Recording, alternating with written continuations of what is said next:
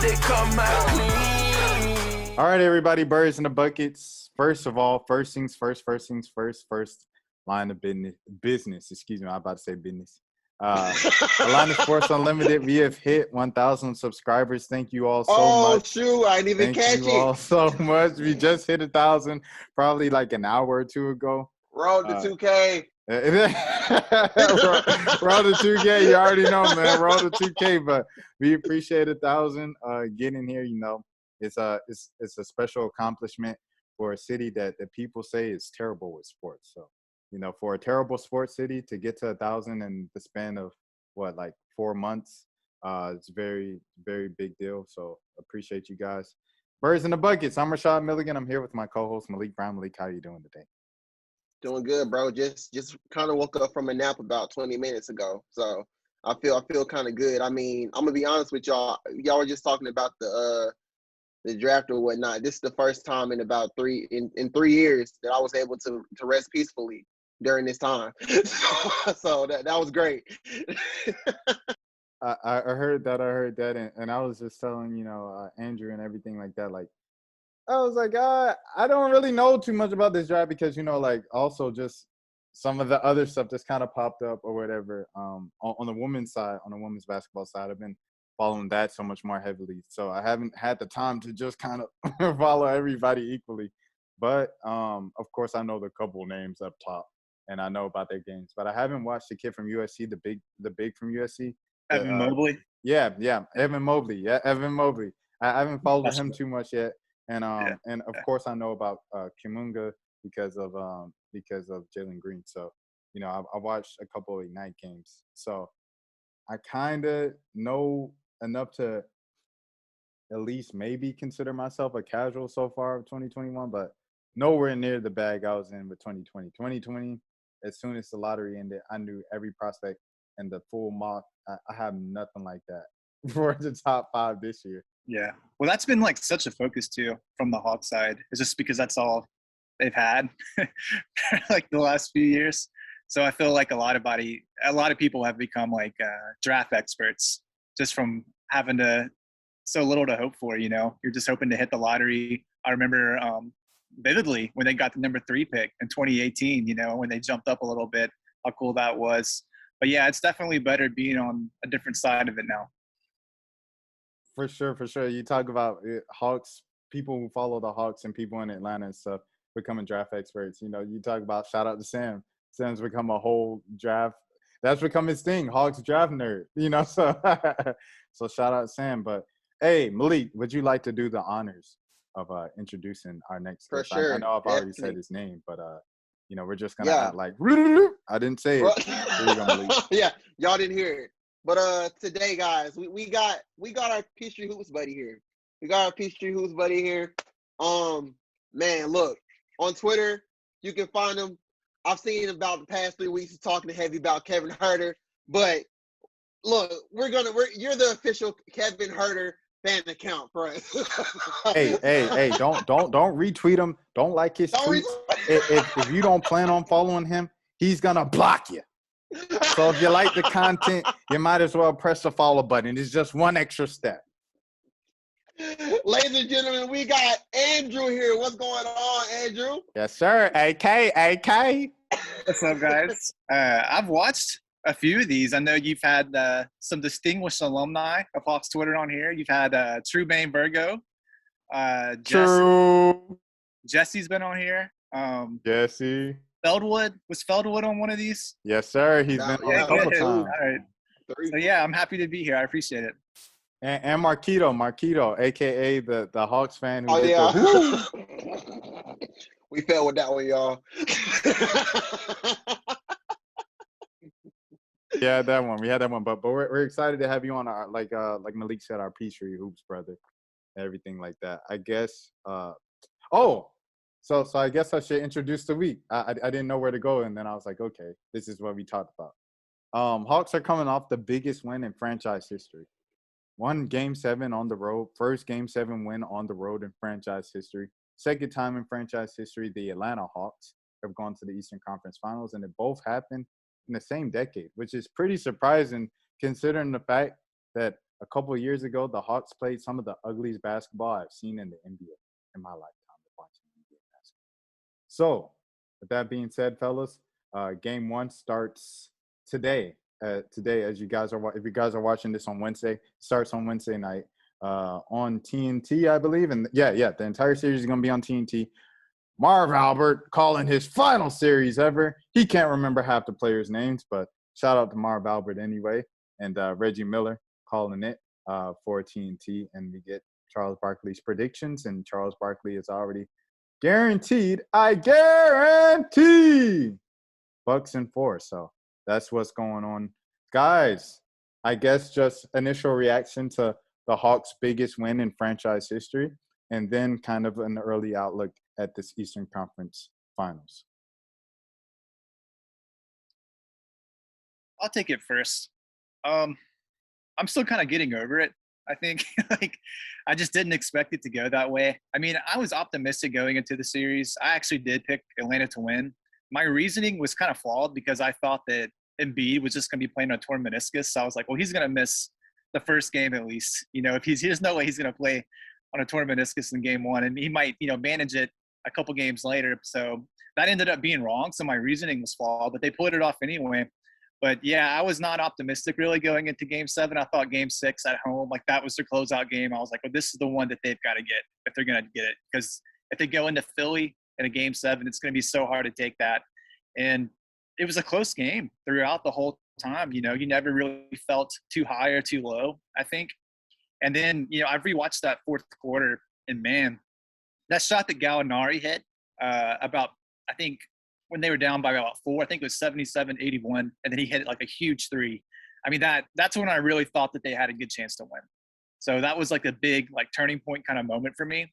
And then, I mean, obviously Kevin Huerter, we're familiar with him. You introduced me as the Huerter guy, so I feel like I've got to live up to that. But he was just so impressive, man. I mean, just seeing the growth that he's made offensively was awesome. He was hitting these incredible pull-up twos, fadeaway shots. I mean, he just abused Seth Curry. And it really showed, too, just how much they missed Danny Green because they really needed to be able to take Seth out, but they couldn't because they fall off a cliff offensively without him. So that was a big loss for Philly, and Kevin Huerter stepped up. It was just an incredible game, man. Like I said, I'm still organizing my thoughts on it. It's hard to get over everything. It was just so tight, man. It was so tight watching the last the few minutes of it. And then when Gallinari got that breakaway dunk, that's just when you knew they were good. They were going through. So yeah, it was incredible.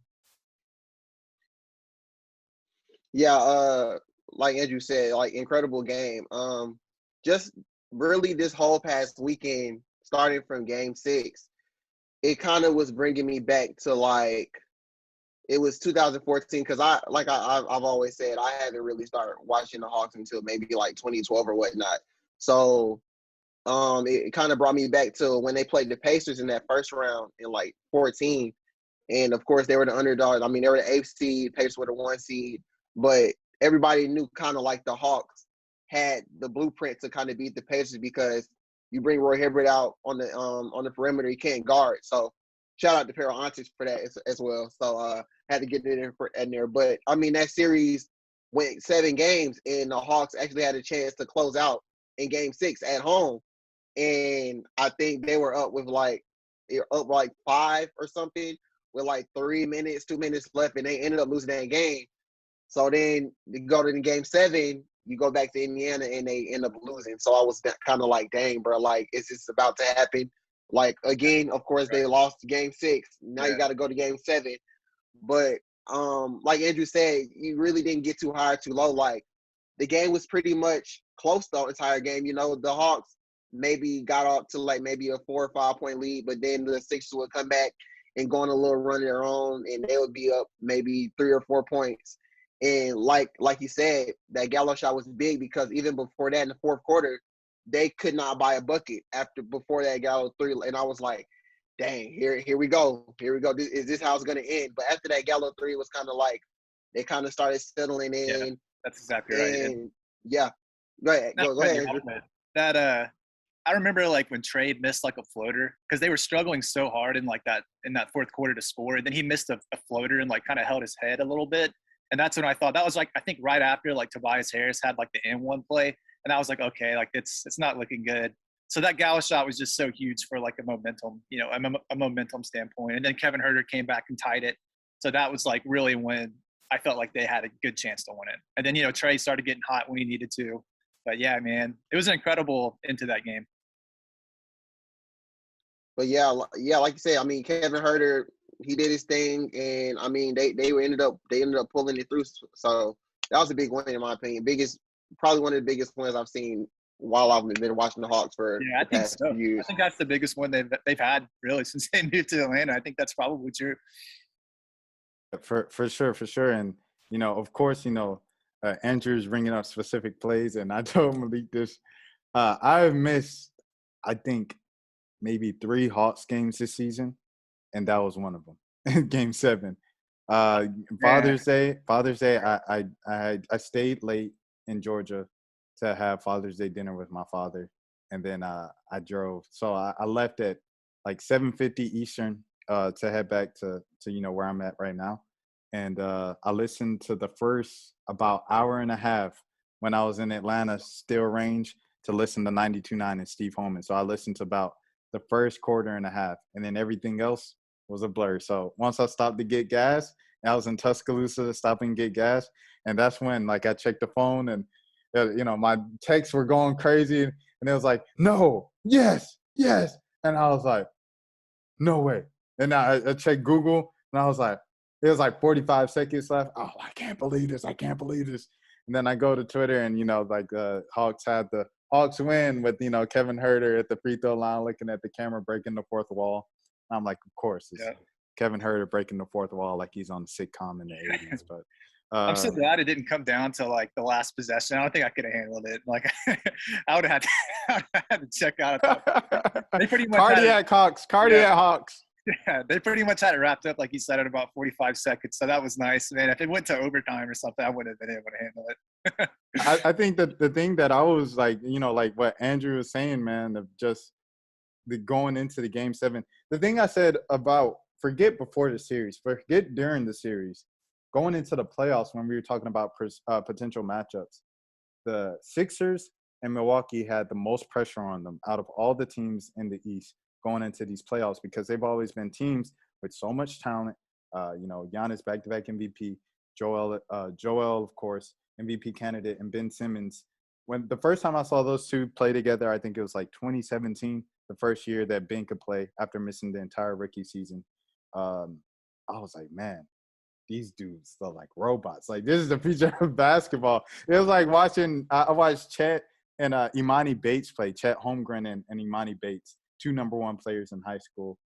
Chet was a senior this past year, and Imani is a rising junior maybe, or he might be a rising senior. Yeah, he's a senior. He's a rising senior this year, class of 2022.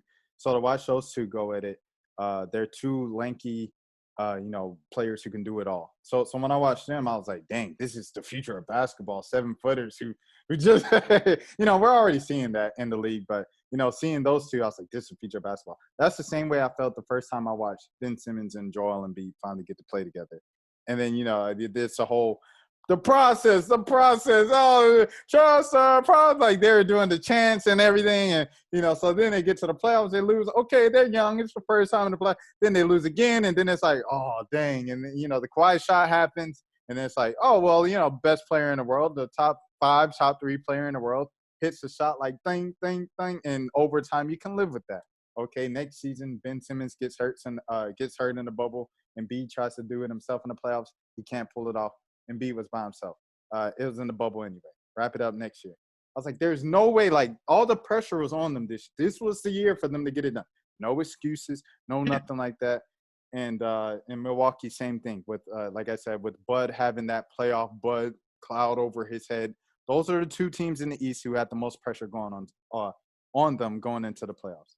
So, Philly, no way. The Hawks in Game 7. Come on, not in Philly. All this talk I've been hearing about, trust the process. Joel Embiid's doing the dances and tweeting after every game his dances that he was doing. Ain't no way this is the team that, let's say, Atlanta Hawks. That in year 3 of Trey Young coming taking to 3 your games. taking city. 3 games on the It's road 3 there. games in your city. unbelievable. In Yeah. game 7, I was like, there's no way. So, but the way the series was going, you could kind of see it being a possibility because, like you said, they won 2 games prior, and game 5 was ridiculous. You come back from 1 billion points down in the fourth quarter to win the game. That's ridiculous. So I'm like, okay, it's a possibility. But for it to actually happen with the history of not even just the Hawks, but Atlanta sports, I don't think, Atlanta had the 3-2 lead, had a chance to close it at home, MLK jerseys, the whole city's out. I told y'all, it don't matter if you got the MLK, the Joseph E. Lowry jerseys, the Killer Mike barbershop jersey. It don't matter what jersey you wear. If you don't play defense, if you don't get stops, you're not going to win the game. They actually played well defensively. Seth Curry got his, but, offensively, Jokers couldn't hit nothing. Game 7 comes, and they actually pull it off. I cannot believe. And Trey didn't have a good game, and I can't believe they still pull it off. I can't believe it. So like Andrew said, I couldn't believe it. But moving on before we get too stuck on this Game 7, because by the time you guys watch this, you guys will be hours away from Game 1. And that's what it's all about, moving on to the next thing. So for the Hawks to avoid the sweep, they will have to do, and that I'll leave it blank right there. I'll let you guys finish the sentence.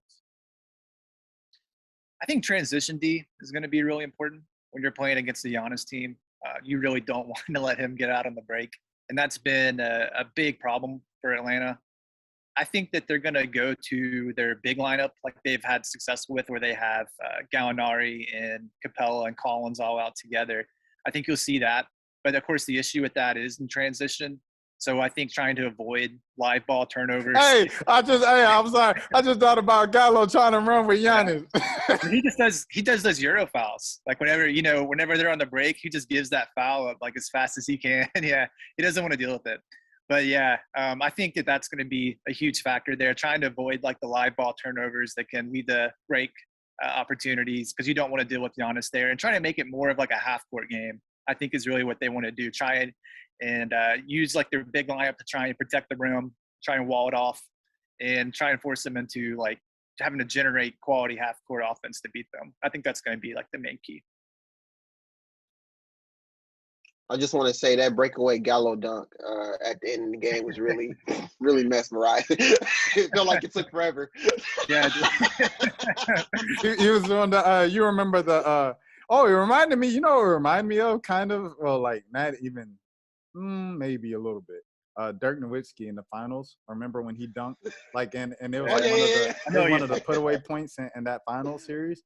It kind of reminded me because it's like, it was like the finals montage kind of speed of the but in real time. So he's like, Dirk was, and then pointed to the bench.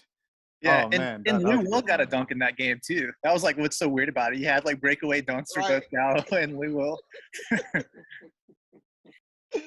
Oh man, but I think for the Hawks, it's really going to have to come down to how do you guard Giannis. And I've just been thinking for a minute, just like I just honestly don't feel like they really have much for Giannis. But not many teams have anything for Giannis. Giannis is kind of just a different type of guy. And that's why I want to go into another discussion. Like, so in my opinion, I feel like as far as guarding Giannis, for what the Hawks have, I mean, the big lineup for sure is going to be key. But as far as like, who do you guys think is going to start out on him? Because in my opinion, I feel like, and I mean, it may be far fetched, but I say put Capella on him and let Capella sit back and let just dare Giannis to shoot, and put John on Brook, because Brook is more. He's not more of like a perimeter guy. Lopez, by the way. Yeah, Virgil. Yeah. So you can put him on the perimeter. I don't know if that's a good idea. I don't know. What do you guys think? Or do they go zone? Like how do you defend Giannis at this point? They'll do some zone, but it'll be Capella on Giannis. I would be kind of surprised if it wasn't. And then you'll have Bogdan probably on Middleton, assuming he can go, and then you'll try and have Herter on Drew. So I think that's how they'll try and match it up. But I think it's definitely got to be Capella on Giannis. It makes sense to guard him with the center. We've seen like the Suns have some success against him with like DeAndre Ayton using. You want to have like good size for that. Brook is interesting too. You can almost like he doesn't really put the ball on the floor. So it's like it's all about like whether he makes his threes or not. You know, you can kind of live with Brook Lopez threes. He's not shooting like a high percentage of those. So I think it makes sense. But obviously, like Giannis is the guy. Middleton is just like he's pretty interesting to me because he's really reliant on like tough shot making, like in the playoffs. Like his handle isn't like super great when defenses are really like pressuring him. So I think it's going to be all about like whether he can make like difficult shots, and he'll have games like that where he just like, is a flamethrower and he like can't miss at all. But I do think that like Bogdan and Herter can do a decent job on him. Drew is really the guy that kind of scares me. I know he was like off in like game 7. He really didn't have a good series at all against Brooklyn, but he'll get matched up with Trey at times and stuff. And he's really the guy that most concerns me in a way, at least. I mean, I know, you know, it's Giannis always, but Drew can really hurt Trey, obviously. And then also when you're talking about matchups, and the matchups that you kind of brought up, that would put, you know, a discussion that I've seen too, Trey on Tucker in the corner, you know, and he say, well, Tucker isn't just going to sit in the corner if Trey's on him. If he gets the ball, he's going to drive. He's going to get that ball and drive. That's when you He's talk not about really the help. gonna. Oh, Yeah, go ahead. I don't think he's gonna do too much on like a cross match like that. I think that's his specialty. It's just like the corner threes. So I think that when Tucker is out there, you will want to match Trey up on him. But I mean, he might, you know, maybe he'll do something unexpected. But I think you can live with like PJ Tucker trying to put the ball on the floor. So I would try and, you know, when he's out there, you want to try and have Trey on him and try and get Herter on Drew. Okay. Then, well, that was another thing I was thinking of. Just you know, like how do you the rotations and everything and the help and, you know, trying to make things difficult or whatever if they try to exploit Trey like that defensively. And then also, I guess, jumping ahead. Well, okay. My thing was, and this is pretty much just saying our roundtable answers on camera at this point. This is the thing when you bring on a preacher, we all just say our roundtable. But mine was Giannis as well, because like Andrew was saying and Malik. I mean, pretty much when Giannis has it going, everything is it just opens up for everybody else because, you know, you're so kind of keyed in on helping out on Giannis and everything like that, you know, he could just dribble a handoff right to Middleton and let Middleton go to work. He dribble a handoff right to Drew Holiday, let Drew Holiday go to work. He can, you know, kick it out to PJ for that corner three, or he can dump it off to Brook Lopez.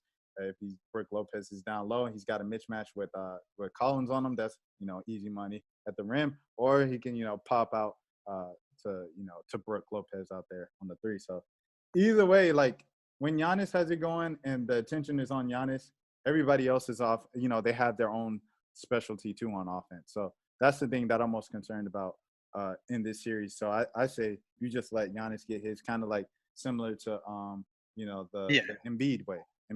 You know, you let Embiid get his, Capella goes on him, and but you know, Embiid's gonna get his regardless. So I think the Hawks and Nate is gonna have them prepared, and he's probably gonna have a similar game plan to what they did to Embiid for Giannis. But anything you wanted to say with that, Andrew, before we move forward into the big news of the day? No, I think you hit it there. Giannis, you can kind of live a scoring production from him. But obviously, if like Drew is going off or Middleton's going off, that's when it starts to get really hard. Like Dante DiVincenzo was like a pretty big loss for them too, and that hurts like their secondary scoring. They haven't been playing Portis, so I'm curious to see like what their rotation ends up being. One other thing too that like concerns me is just like their interior length is kind of a problem. Like they're really good at like boxing out and denying like second chance opportunities. I think like Capella and JC could have some issues with that at times, just because like they're really good at like disrupting airspace and lobs and that kind of thing. And they really like don't give up many shots at the rim at all. So it's really important. You know, they play like a drop coverage scheme, so they're going to give up some shots like in short mid range. So it's really important for Trey to have that floater going, because that opens up a ton against that kind of coverage. And also like they really need Bogdan to be healthy, you know, because he's so good in like that short area too. So if you had him and Trey, and Herter's also good at it, that's how you can really exploit their defense, because it's going to be harder to get shots at the rim. So, like, they're going to be really dependent on, like, you know, shot making their threes, making their mid-range days. And now, speaking of bogey, I guess we're going to go to the news of the day, the news of the series for the Hawks. We got a new sheriff in town. One man who was listed as out out, out, doubtful, doubtful, doubtful, doubtful. Has been upgraded to questionable. Yes, I'm talking about Cam Reddish. Fellas, Cam Reddish. Does it matter? Yes or no? We'll start off. We'll start off. We'll go piece by piece. We'll start off with just a question. Does it matter? You take it first, Malik. Yeah, I'll take it. Oh man, what a journey. When I saw the questionable, I was like, Jesus Christ, what have we done? Cam done look like a whole different person. He done grown 5 inches. He got the Travis Scott braids. I'm like, dang, Cam, you been hurt that long? 2 weeks, people have been mesmerized about this man's height, saying, oh, dang, he's taller than Bruno now. He's doing this. He's bigger than this. I'm like, oh, you gotta shout out Grant Shirley on that. He's on the update on that. Shout out to Grant. This is Cam Reddish. This is Nathan Knight. Nathan Knight listed at 6'11". Cam Reddish 7'4". That is Go ahead. I'm willing to hear him out. I want to see like how tall he actually is. He might have grown. I want to see. But nah, just as far as him, it doesn't matter. It's hard to even think that because we haven't seen him since. I know we were talking about this last episode. The last time we vividly remember seeing Cam playing was before March 1st. I think it was that the next game with the jelly at the end. Yeah, that was the last game we saw him. And I mean, of course, we all know Cam is like one of the best defensive wings that the Hawks have. But he hasn't seen any like in-game like playing time in forever. So yes, he's the best defensive wing, but he's going to be rusty at some like nobody's just gonna come in and just be that good. Like it's gonna take some time. So, and I mean, I get it. He could take Solomon Hill's 5 minutes and Tony Snell's 8 minutes, and see what happens. But I don't know. I'm really torn on it because it's like you don't want to put a guy out there that hasn't even like seen the court in forever. So yeah. But it would help. It would help if he still has that defense that he had when he was playing. That would be solid for a player like Chris Middleton, who not even Herter's been playing good on both sides of the ball. I feel like Kevin Herter has really grown defensively, so I trust him on Chris Middleton. But Cam Reddish, he's different. So I don't know. I'm still torn on it. I'm still torn. Cam Reddish, he different, bro. He didn't give me about 40. He gave me about 50. He got a person who was guarding him about 40. Go ahead, Andrew. And he started doing that Ant impression. I just keep thinking back, man. I mean, I love like Onyeka. I think he's gonna have a great career, but man, if they could have gotten that number 1 pick or number 2 pick, even maybe somebody else goes LaMelo there. But man, that would have been awesome to have him for his career in Atlanta. Wouldn't it have been? Man, he would have loved it. I was watching him on he was playing Madden God or whatever in Madden. Yeah, I saw that for the third time. Yeah, for the third time. And then they asked, it's like, and they ask him what's your favorite team. He's like, Falcons, man, hometown team. I'm like, oh man, like he said the Hawks would have been a dream, and then I guess like Clutch or whatever, they like made him adjust his answer right before the draft. He's like, oh, I'm tired of Atlanta. I've been in Atlanta my whole life. I was like, dude, and then he's been at every playoff game for the Hawks. So like, he wanted to be a Hawk. We'll see in about 8 years. We'll see. We'll see in 8 years. Talk soon. Unrestricted free agency. Yeah, I agree with everything Malik said. Really about Cam. Like he's just a total mystery. We don't know what he can offer physically. But what he said about he could take like solos minutes or the little minutes is for about 5 minutes or so, just see how it goes. I mean, you're not expecting much. But it's nice to have another body, like with his size and his length to have on Middleton. And he has so much versatility on defense, too. He can guard 1 through 3. So you can even stick him at the point of attack against Drew if you wanted to, if he looks good.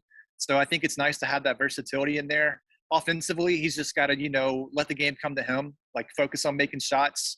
Don't do too much. Don't try to avoid the turnovers, like I said, so they don't get in transition. just trying to like let the game come to him, you know. So offensively, you know, he's had a not great year, you know, but we'll see what he can offer. I don't know where he's at physically, but pretty much everything Malik said, I agree with. Like, we'll see where he's at. That's really it. Does it matter? All right, let me think. Does it matter? And I it think could it matter. I It could would say, matter.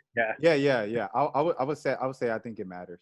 I think it matters because for the sole fact of Game 7 against Philly, you know, Bogey at like 37 minutes, 4 or 7 points. I guess that I missed a game, but looking at the stat sheet, I think that was it. 37 minutes, 4 7 points. Just based off of that, just to have him as an option doesn't mean he has to come in the game. Doesn't mean he has to be Cam Reddish, the prospect that the State Farm Arena was chanting for when you got drafted. You know, he doesn't have to be that Cam, but you know, just to be an option, another body. You know, when you're digging deep into your bench if you need to. So I think it matters in that aspect. Okay, and I guess he's like an X factor, you know. yeah, Like, yeah. if he can give you something, then it's good. And you never know. I mean, sometimes like you'll get those like unlikely production from bench guys, you know, that can come up clutch. You never know. He can hit like his first 3, and then you knock that first shot down and start feeling it, and maybe he gives you something. If he can give you like 8 points or something off the bench, like that could help. So just having an option, I think it can matter. But we just have no idea. There's no way to know until we see what he looks like physically. If we've learned anything from these playoffs, it's been we don't know anything about these playoffs. So, excuse me, I definitely think that's the thing with Cam and stuff, of seeing what the heck he's gonna contribute or what he can contribute. So yes, I say it matters. Anything else? Should we go like still with Cam or like you want to move on to the next thing, Malik? It's just so hard to talk about Cam, you know. Like I think He's such a question mark. We all think that like he could offer something if he looks good, and you know his defense is always nice to have as an option. But there's just no way to really know until we see him. He hasn't even. I don't even know if he's run 5s yet. I mean, I'm not totally up to date on all that stuff, but we just don't know. He was running. He was. He was running like no. I know he was running like 3-on-3 and stuff like that. Yeah, I knew he was doing that, but I mean, it's just been so long. Yeah, and then you know like Twitter went crazy when when Schlenk went on the radio. I was like, yeah, he's cleared to play. You know, you just don't want to do that yet. Has Schlenk ever done that before this year? Has he done anything like that? Well, you know, he's just been doing those false reports of like, joking. oh yeah, my bad. I'm sorry. I had to catch up. I haven't been in the Slack. So I'm not up to date with all the. He's done all the injury stuff all year, man. It seems like on the radio where he gives like really optimistic timelines. It's like, oh, you know, DeAndre Hunter is about to return. We'll see how Dre's looking great. He'll be back Tuesday. It's like Tuesday of the next month. All right. But, and then the Lou thing too. The Lou thing when it's like Lou's not retiring. We expect him at the end of this road, and then Lou didn't come back for another 2 weeks. But yeah, but I mean, still with Cam, like you said, it's the same thing that the mystery mark there. Oh yeah. I was going in circles there. Malik, is you have anything else before we yeah. Yeah, I wanted to talk about as far as just Trey in general.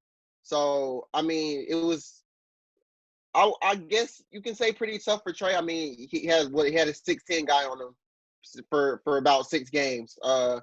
But as far as just like defensive wise, I mean, of course, Milwaukee is a good defensive team, of course, as well. But I know I was watching Undisputed surprisingly earlier today, and Skip had brought up just like as far as okay, you had 3 all defensive players on the Sixers, and now you're going up against Drew, Giannis, PJ Tucker. Like, do you guys think this will be a tougher matchup for Trey? No. No, easier. I think just about as tough. I'll let Andrew go, but I mean, like, what more do you want from the kid? He was faced the Knicks, one of the top defensive teams in the league, then the Sixers, 3 of the best defenders that you're ever gonna find, and now Drew, who's on the same level as Ben Simmons, if not probably better, defensively. PJ Tucker, obviously always known for defense, and Giannis, Defensive Player of the Year. So, I mean, yeah, but okay, what's the difference between that and Thibault and Simmons and Embiid. Like, those are three. There's nothing to just pass by. They like, what more do you want to see from the kid to be like, oh, this is different. Like, there's nothing different. Everything that you could have seen to challenge the kid, you've seen to challenge the kid. But I'll let Andrew go. Go ahead. Yeah, I don't know how different it really will be. I mean, Thibault and Simmons is just so tough. Like it's tough to beat that as it is. And Giannis is like a help defender. He's not really someone they're going to use on Trey. So you won't really see him on Trey apart like from switches and things like that. But Drew is just like, he's so good at the point attack. He's so good on ball. I mean, he could give Trey some problems. He's probably maybe a little bit better in that specific area, like on ball defense, than Drew, at least against point guards. I mean, Drew is at least, better than Simmons against point guards, in my opinion. So that's going to be an issue, but they're missing Dante, and he's like a really good defender as well. So when you look at the rest of their personnel, like, Jeff Teague and guys like that, like outside of the Drew minutes, like Trey isn't going to have much trouble. They don't have anybody like else that they can really throw at him and give him issues.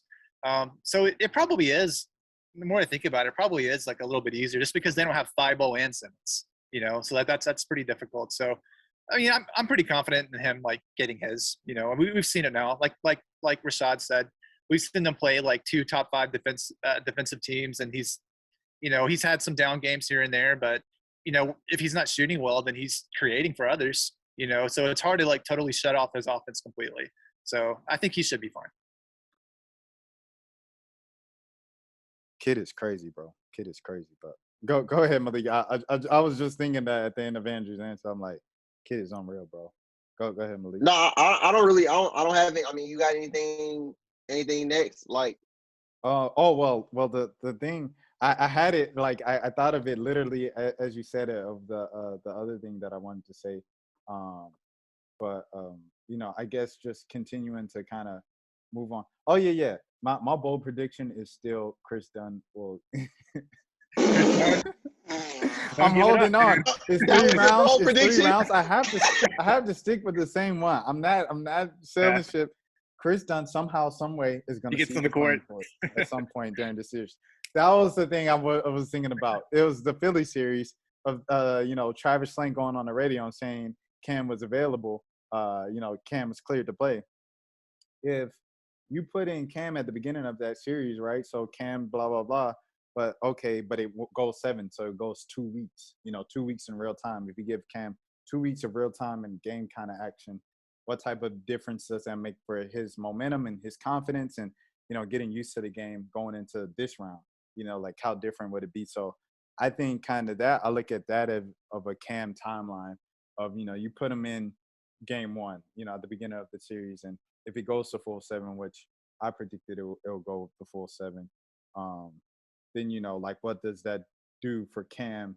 Not for the Cam you're getting tonight, when you guys are watching this on Wednesday, but what does it do for Cam 2 weeks of game action on game 7?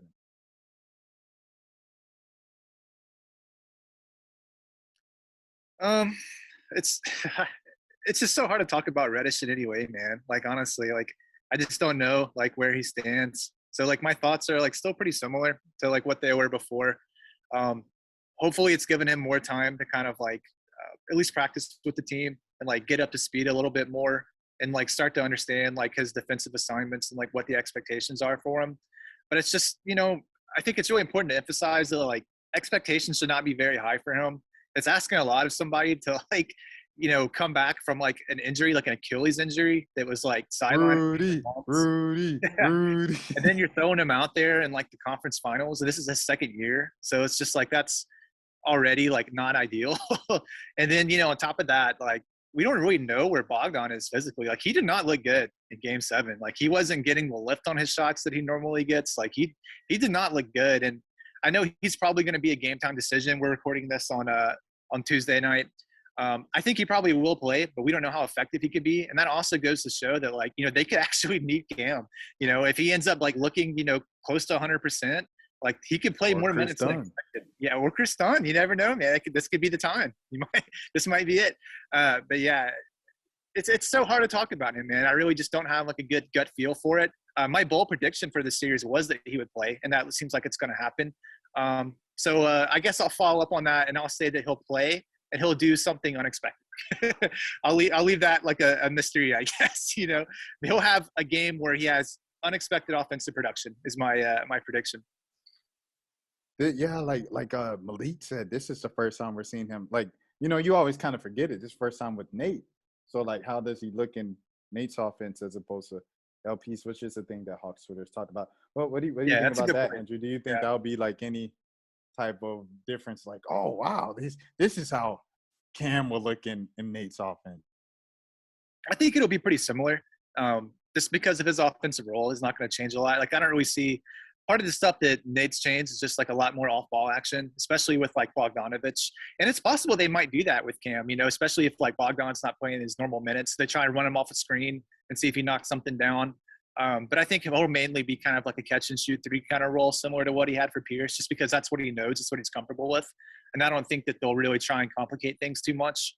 But like I said, man, I really just want to see what he looks like, if he's moving pretty well, and like how aggressive he is on defense.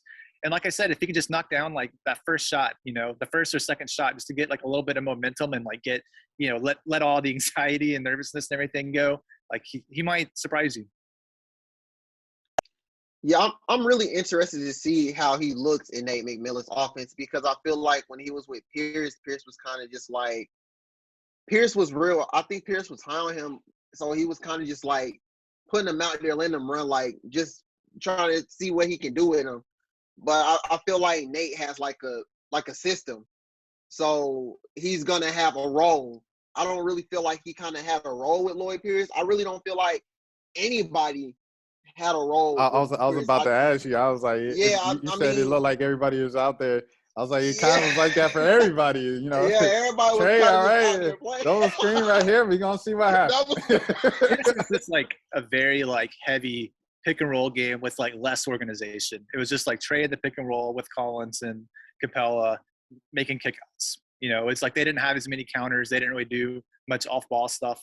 So that's like been a big change, under McMillan. And one thing too is like Cam's a pretty good cutter. If you look at like the stats over his career, he's like pretty efficient in cutting plays. So I think that would be, something to try and get him going. See if you can get him like in a backdoor cut or something like that, just to get him a made bucket early, I think would be big for his confidence. But yeah, it's interesting to see what he could do with a new head coach and stuff. But I think that they'll try and keep it simple for him. Well, when you talk about confidence, that was the next thing I wanted to go into before I forgot it. When you speak of confidence, we all know, like, you introduced AK as the Herder guy at the beginning of the episode. We all know what Herder can do. We all know, like, the rest of the country might be like, who is this Kevin Herder guy? We're like, he can do that. He's pretty good. So we know what he does when he's aggressive and when his shot is falling. And he has that confidence up mixed with that aggression, especially against Philly, because he just plays well against Philly. Remember Embiid, told him after the game, like, you always play well here. This he is had rookie the one game. Yeah, exactly. But he had the dunk in Atlanta too on Jimmy Butler when Jimmy Butler was on the Sixers. I remember that. Yeah, gave him the snarl, and everybody's like, oh, sneaky athleticism because he's white. And that goes back to LP system of using Bogey as Kyle Korver because he's white. But anyways, back on topic here with Cam. No, Herder. Oh my gosh, what in the world I'm doing? So with Herder, what do you think Game 7 does for Herder's confidence, and how do you see him kind of being aggressive? Is that kind of like a thing that was activated, another weapon that's been activated for the Hawks offensively headed into the Eastern Conference Finals? I think so. Like it's hard for there not to be momentum from that and carrying over. It was just so impressive to me too, just like the way they trusted him. When they ran their big lineup, like we talked about with like the three bigs, you're going to get like a weaker defender on Herder. You're going to get Seth Curry or Korkmaz or someone like that. So that's really the matchup that you really like, especially when like Simmons is on Trey. And they really just game planned for him to take advantage of that. And he was so aggressive and he just took it, They really trusted him to score in isolation and make that work. And he did, like, effectively. He never really wavered. He never really lost confidence. And he just showed his full arsenal. Like I said, he was scoring so many different ways. He had a beautiful, like, step-back three on Tobias. He had some really nice, like, finger roll kind of touches, like, lower down against Curry. So I don't see how it's not going to carry over for him in some way. But matchup wise, I'm trying to think, especially if he gets like Bryn Forbes on him. They like to use Forbes some. I think that's when you're really try and use Herder. But yeah, I think it's going to carry over. I think that was just like a huge game for him, like for his confidence, just like sort of like a coming out party for him, at least on a national scale. Like, Atlanta Hawks fans know what he can do. They've known for a little while, but definitely not nationally. It's gotten him like a lot of play. And, he's playing for like a contract extension too, He's got real incentive to really like make a name for himself in the playoffs. So I think that you'll see him build steam. I think one of the biggest things that I've seen in this playoffs for the Hawks is just their ability to exploit mismatches. I know in the first round, it was a couple times when Derrick Rose was on DeAndre, and it would just throw the ball to DeAndre in the post and let DeAndre go to work. And in this series, it was Gallo when they would put George Hill out there on the court, and he was just out there on the island, and they just give it to Gallo, or he'll give it to John in that mismatch. And like Game 7, I mean, Kevin Huerter was literally cooking Seth. And I kind of feel like that's the difference between why the Hawks have been so successful and why the teams that they're facing have not been very successful, because dating back to when they were first playing the Knicks, I just kind of felt like nobody was going that Trey. And I don't know if it was kind of like I don't know if it was kind of how they were playing it, but I just never saw like a switch where it's like, okay, we got Trey on, we're about to attack. Like I didn't see that in this series, and I didn't see it in the Knicks series. So I feel like that's kind of one of the biggest things I've seen so far. But as far as Kevin Huerter, like just this whole entire season, like you can just see the confidence is growing. Like the past 2 seasons, he's been just a shooter, but now it kind of feels like he's like a 3-level. Hold on. Let me cut you off right there, Malik. No, he hasn't. The past 2 seasons. But I respect the opinion, but he has not been just a shooter the past 2 seasons. It's like when Chuck and them say Trey thought he was Steph Curry the first. No. Just because Trey take deep threes does not mean he's trying to play like Steph Curry, and he changed up his game this season. I was about to say Kyle. Kevin has always been this type of player. We've always seen nights like this, like Andrew was saying. We've always seen nights like 18 points, so and so point, where he's been more aggressive. He's had a shot going on early, and that kind of opened up everything for him. We already know what he can do, putting the ball on the floor. We already know how he can do attacking the basket. We already know what he can do as a facilitator. We already know that. He's always been the thing. Oh yeah. So he's always been more than a shooter. I'm gonna just do that for my boy. I got you, Kev. Don't even worry. All right. Let me run that back, then. Well, can I say he's done it more this season?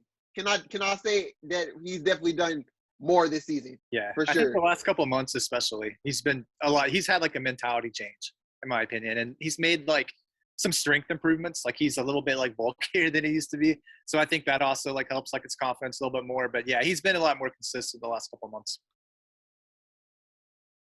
Yeah, for sure. I just feel like he's just been getting in the paint more. Like, I mean, of course, y'all say he's been doing this before, but I guess it's just really just his aggressiveness is really just the big difference for me. Like he just seems more willing to just do a lot more. So, I mean, hats off to him. He's a really good mid-range shooter too. I think like a lot of people aren't completely aware of like how good his statistics are from mid-range. Like he's like, I think like around 90 percentile as a mid-range shooter. Like he made a huge leap on those this year. And when he's in that like kind of like 10-foot range, when he comes off of like PNR, he's deadly, man. Like his pull-up J is like pretty deadly. And I think that's something you have to really have in your scouting report. You have to know that he can do that because he can really hurt you there. When you talk about that mid-range, that 10-footer, that was the big one. Like I said, I didn't see the game, but I've seen the highlights a billion times, and that's the one highlight. And I saw also the last 3 minutes of the game. But yeah, that was one of those shots that baseline he's J big right there. too, you know. Yeah. Well, that was the thing that I didn't even realize until you said it. Of like he got bulkier. Like, dude is big now. Like compared to how he was when he first got in the league, he was like kind of like lanky. He's 6'7", so it's like that's a huge shooting guard when they play him too. Exactly. Like Joe Johnson size, Exactly. So when they have him matched up with like a 6'4" dude, like that's 3 inches you're giving up. Like he can really hurt you, and it's really just like being aggressive because he has the ability and he has like the physical profile to hurt you. And now that you're seeing them, he's only 22. You can't really expect like full consistency from someone that young. Not everybody's Trey, but he's starting to really put it together, and I think he'll build on that. One other thing too that like I thought Malik made a good point on was like teams haven't really attacked Trey, and they just haven't really had the right personnel. He won New York is really, I mean, Derrick Rose, but everybody else, like there's not a lot of guys that can hurt you. And Derrick Rose will just like, he'll give it back to you on defense. And, Philly didn't really have that personnel. Unfortunately, Milwaukee does, and Drew. I mean, that's really like a big matchup because they're really going to want to try to isolate Trey against Drew. So like how that goes is going to be huge for the series. I was laughing because you said Philadelphia didn't have it. And I was like, well, the number one pick, all-stars should be that guy. But, we all know how that is going. He doesn't want to shoot. He doesn't want to shoot. Hasn't taken any shots in the fourth quarter in the postseason. That's your number one pick. That's a multi-time all-star. Trae Young was not an all-star this year. But, like going back to what were we saying about Kev and everything, just his growth and stuff like that. I lost my point. So what I'm going to do, I'm going to hand it back to Malik. So I feel like we talked a lot. Oh, I got it. I'm sorry, Malik. I got it. Because I was like, this is really important. Kev's confidence going into the season, I think he was the one guy that Hawks fans, excuse me, people following the Hawks were really kind of looking at. Because, we've always known what he can do, people who follow the Hawks and stuff. We've always known what Kev can do when he believes in himself and when he's being aggressive, when he's being assertive. That's something that Lloyd Pierce has told him multiple times, like, yo, Kev, you got to be more aggressive. Excuse me. And then, but when you sign Bogey, when you have the offseason they have, in short, Chris Dunn, Bogey, Rondo, et cetera, Gallo, and he comes in media day, preseason availability, and he says, well, a lot of people are like, what happens to me? But a lot of people have to realize we were a young team and, like the reps that we got, we really weren't supposed to get as an NBA team in our first couple of years of playing. Like, so, we'll probably have our roles adjusted, but there's more competition for playing time. Even Kev didn't believe in himself, really, to be honest, based off of that answer in the offseason that the Hawks had of all the help that they got for Trey. So Kev was kind of like the forgotten one, Excuse me, the backup of the backup was kind of like his expected role of like, he's the odd man out with all these new additions. Go ahead. I think bringing in Bogdanovich was big for him too, just because of how it pushed him. He even said himself, like, he probably got to start more games than he deserved. Like his first couple of years, they just didn't really have anybody else that could really take minutes from him. So bringing in like a veteran, 28 years old, like in his prime, and Bogdanovich, like really pushed him. And that's really like how they're wanting him to develop, like Bogdan is so good on and off ball. He's got good strength. Like he's got a really impressive offensive game. Like he can do a lot of different things. He doesn't have like blow by speed, but everything else he's got, man. Like he can give you, he can score in so many different ways. So I think that's really how they're hoping like Herter will grow. And it makes sense to bring in a guy like that. It's sort of like a model, somebody that can work with him and like try and pull out the aggression and like work with him on his game. So I think that was like pretty big for Herter, just like bringing in somebody else, bringing in competition, bringing in somebody older than him that can mentor him. And I think that was important. For sure, but that was literally it. That's all I had. That was the point that I forgot. Excuse me, that I wanted to bring up. So now kicking it back to you, Malik.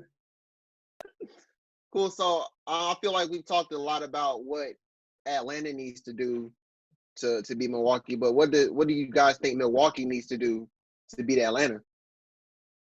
Jeff Teague, revenge week, Jeff Teague, revenge series, Bud revenge series. He said, oh, you guys want to make the Eastern Conference Final without me? I'm going to show you. So, I think that'll be the thing to watch. But for real, really just Drew, man. Drew, like what Andrew was saying, Drew had an off series last time. Chris Middleton has really stepped up and become like, what I've seen offensively, like Joe Johnson without the handle of the way that he kind of just dictates the game and makes tough shots and wants the big moment.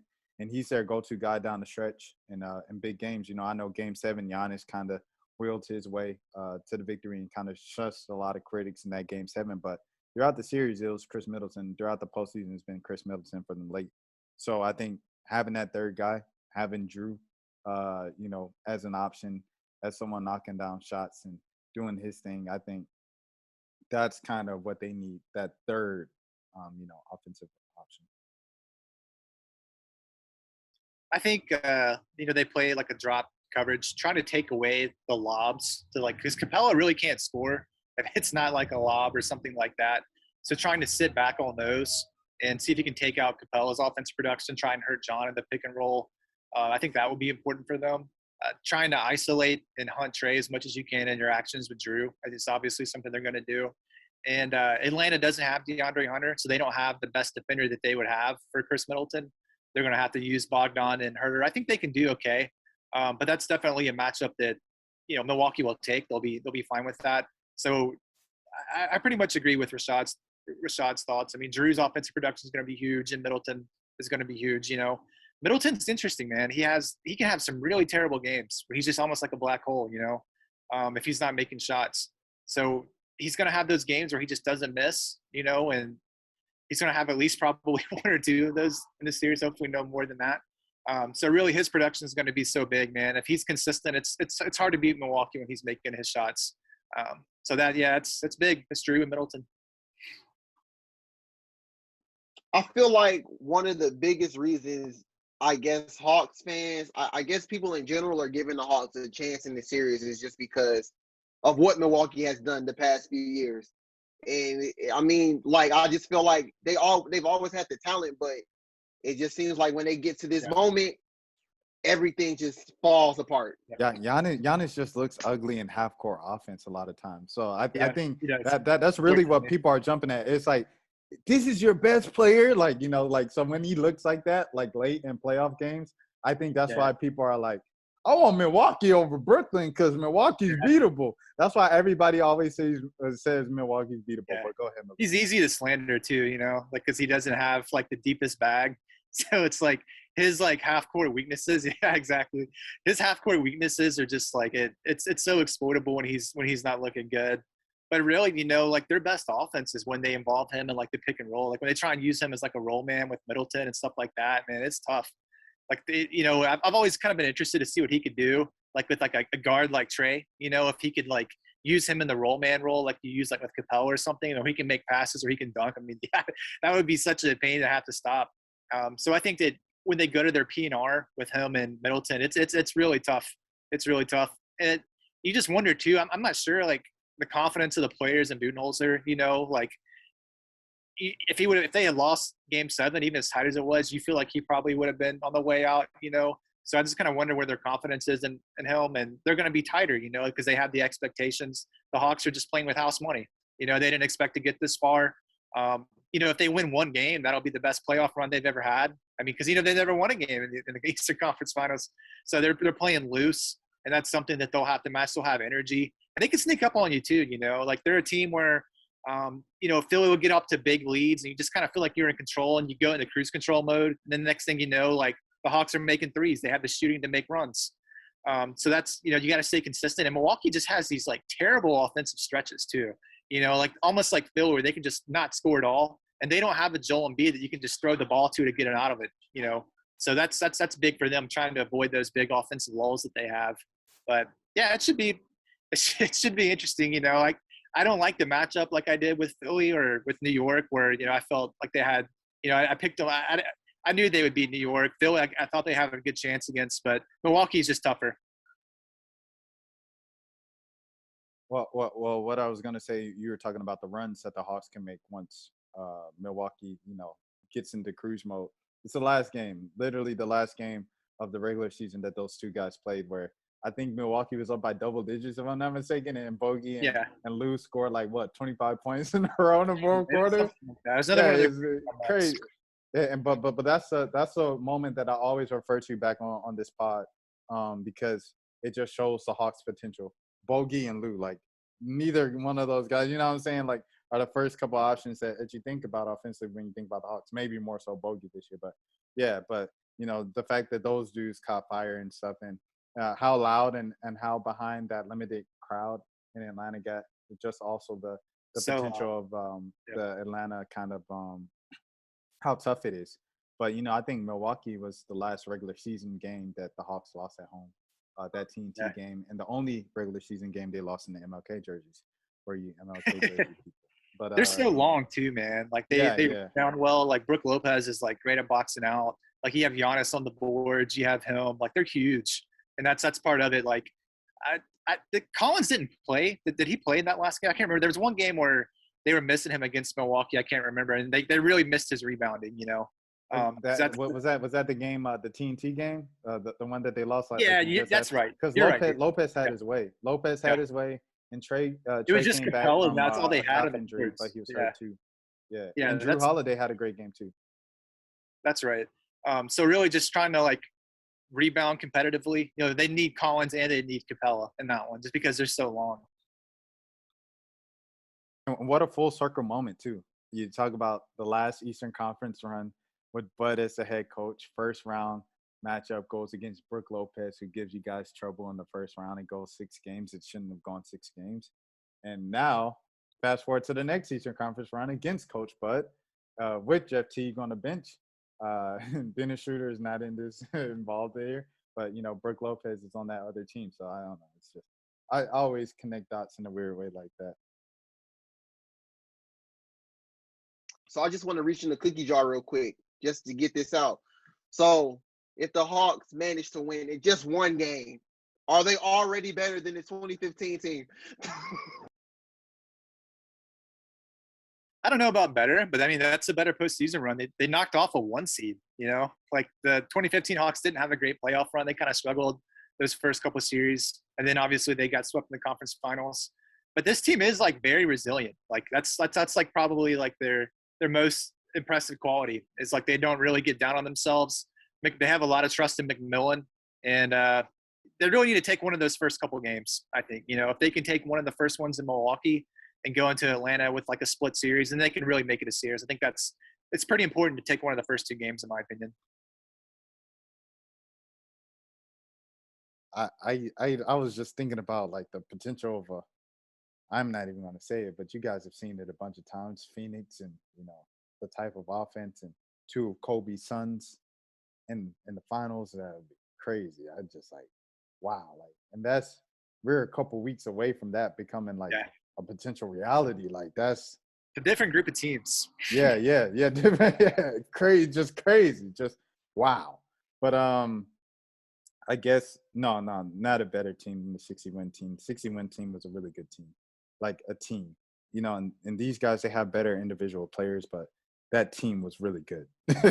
and like Andrew said, like this is a better postseason run because that 60-win team, they still had the mentality of a traditional Atlanta sports team, whereas like a couple things don't go their way, they kind of get down on themselves, like Brooklyn gets a little momentum in the first round. Washington got a little momentum in the first round. Second round, Paul Pierce is doing Tebow and series, a game, and he's doing all his clown stuff, and then you have the third series against LeBron, Tabo was out the entire postseason, and DeMar Carroll goes down, and Dellavedova's going for everybody's legs, and those guys, they didn't believe they could win. They didn't believe they could win that series at all. And you could see it in their faces. You could see it in their body language.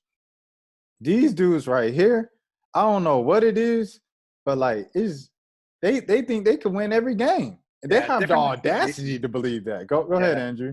It's different expectations. And the 2015 team kind of like peaked earlier, whereas this team is like peaking now. I think that's like a key distinguishing point.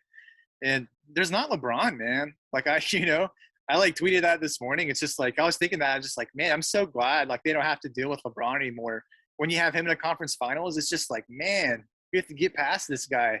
I mean, Giannis is like, an all-time great, 2-time MVP, but it's just like, he's not LeBron. He's not LeBron. 10 finals in a row, and how many of those finals runs? It's like a funny point, I guess. Yeah, exactly. It's a funny point, but it's just like if it's not, if you don't have to deal with LeBron, you have like a beatable opponent, Go ahead, Malik. Shoot, so you want to wrap it up? What final predictions? Wrap it up, then. All right. So I guess we just going around like, what are you guys' predictions?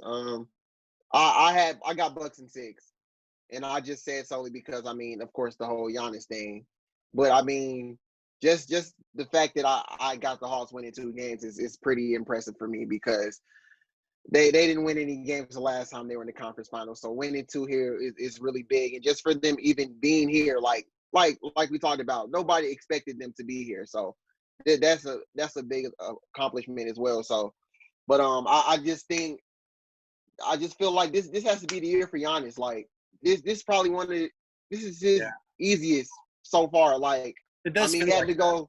Yeah, it just has to be his year. And I mean, I don't want it to be Coach Buzz, but I mean, just for Giannis in general, like I just feel like it's his year. So I got Bucks in 6. Yeah, I think what Malik said, like it really does just feel like it's his year. You know, when they got past KD and survived like that onslaught, it just kind of seems like, all right, this is it.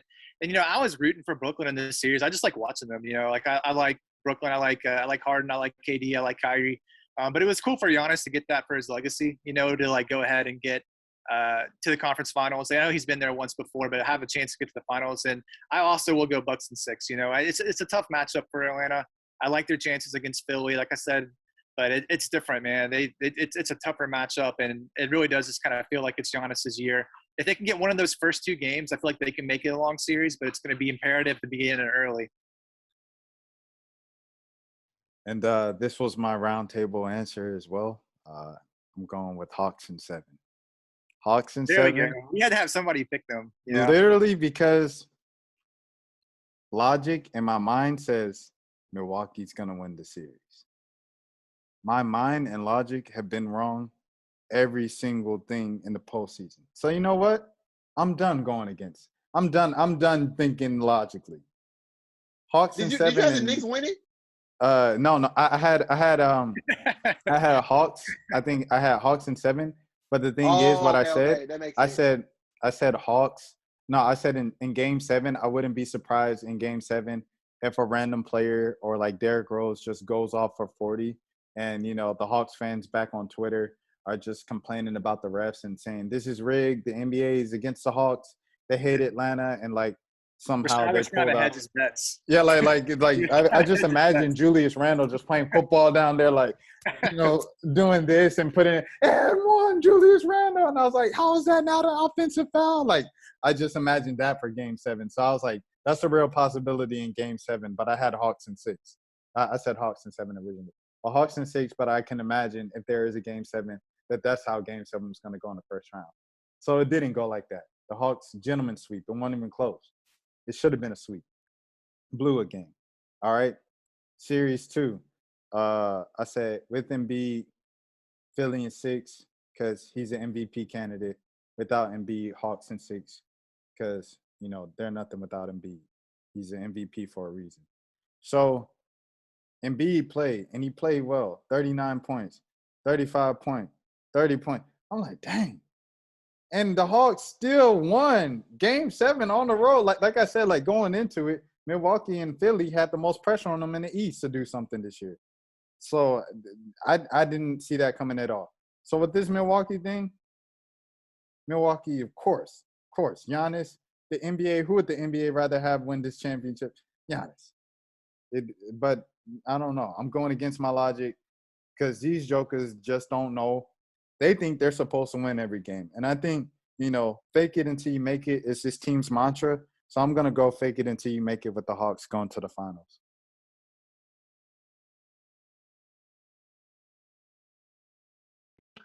I like it.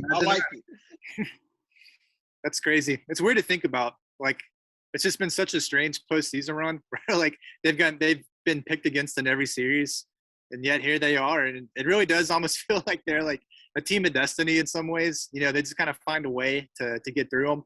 And they could really put the pressure on Milwaukee, man. Like I said, if they can get a game early and just make them tighten up a little bit and make them think that they might blow it, then that, you know, that mindset starts to slip in a little bit, and then they could take it to 7 games.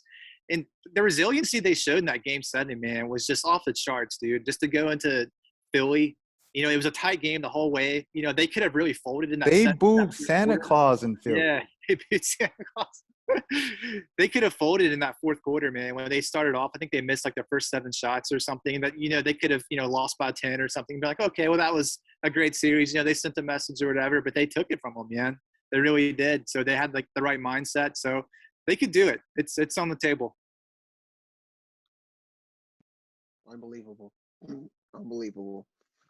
Before we go, Andrew, we started something last episode. Hawks Mount Rushmore. Who's on your Hawks Mount Rushmore? That's a good question. I'll focus on you got to have Dominique. Like that's a given. He kind of established basketball in Atlanta. I'm gonna have Paul Millsap on there. He was just so big for them, man. Like he took them to the biggest heights. And this is where it starts to get tough. I'll have Mutombo on there. He came in at a good time, I think. Had a great career, Hall of Fame player. And for my fourth, we know I'm going to go ahead and give it to him. I know it's like too early, but it's going to be Trey, man. You might as well just go ahead and carve it up. You might as well put it on there. I know that he hasn't done it. He's only in his 3rd season, but Trey over Joe. I'm doing it, man. I'm doing it. It's got to be Trey. You know you're going to put him on there eventually, so you might as well put him on there now. That does make sense. he is going to be on a lot of Mount Rushmores for sure. Malik, go ahead, Malik, because we already established that we're gonna have a different one probably every week. Yeah, true. Then I honestly don't even remember the one I had last time, but okay, definitely Joe. I'm gonna go Joe for sure. Yeah, it's hard to leave Joe. Yeah, Joe, of course, Neek. I'm gonna still go Al. I'm gonna go Al. Oh, dang, this fourth one always hard. This fourth one is always hard. Carolina. I really want to go with Andrew and put Trey there. I really do. Oh, but not yet. So all right, I got Joe, Al, Neek, and I'm gonna go. Freaking, I'm just gonna go Trey. This whole season run has been good, so I'm gonna put him there. I'm gonna go just for what he's doing in the postseason. I'm gonna put Trey there. It'll probably change next week though. I got Neek, greatest player in franchise history. Joe Johnson, greatest player in my childhood to put on a Hawks jersey. Tracy McGrady did too, but Won't count that. Who else we have? Trey. I got Trey in there. And then the fourth one is kind of open. It's to like anybody. So like you want to say Dikembe was such a face of that kind of era, even though it was only a couple seasons. But then if you want to do that, you want to say Pistol Pete? Because Pistol Pete was the face of his era. But he feels like more New Orleans to me. Yeah. Well, and he was only 4 seasons in Atlanta. Yeah. It's kind of like the Deion Sanders thing in football. Deion was only with the Falcons for 5 seasons. So I don't know. They had a player in the 70s too, Lou Hudson, I think was his name. Yeah, Sweet Lou, number 23. Yep, he was like a big guy, and he's probably worth like at least a shout out for that one too. Oh yeah. How many retired jerseys? They only have like not they many. have He's one, I think, right? Pettit. No. Lou Hudson's retired. And then in the past few years, they retired Pete Maravich and Dikembe. And then Jason Collier's retired, but he's not in the Raptors. Rest in peace, Jason Collier. Dang, who do you put as the fourth one? I guess you can say Al, just because he's been there longer than Millsap. Yeah, it's an easy pick. It's just the way he left, man. Going to the Celtics. Yeah. I don't blame him, but I still blame him. I'll say Al. I'll say Al as the fourth person. Good pick. Josh Smith. He's from Atlanta. No, I'm just joking. Man, I will always defend. After the weekend he's had? Yeah. He had some good social media posts. We'll leave it at that. But what were you saying, Andrew? You say you always defend him? What? Yeah, I always defend him. He was like a frustrating player, but his peak was so good, dude. I feel like people underrated. I feel like people underrate like how incredible he was defensively from about 2009 to 2012. So I was a big Josh Smith guy. He'd be better nowadays. They'd play him at the 5. He would be even better if he played nowadays. He'd be shooting even more. He's like, oh, we got to shoot. It's a more better threes. shot statistically. To say less. That's my game. When I think about the great shooters, me, Trey, Josh Smith. Yeah. all of us, we just, when, us shooters, we see the game in a different way. But all right, man, that's all I have for the Mount Rushmore. I'll send it to you, Malik. All right, cool. I guess we can go around socials. Appreciate it for coming on, Andrew. Appreciate it for sure coming on. Got to give claps up. Appreciate it. Thanks. Definitely man. gonna have you on again for sure. Like I said, everybody go around, say their socials. I'll start. Find me on Twitter, Instagram at _Malik ATL, and make sure you subscribe to Atlanta Sports Unlimited. Thanks for having me on, guys. A Kelly on Twitter.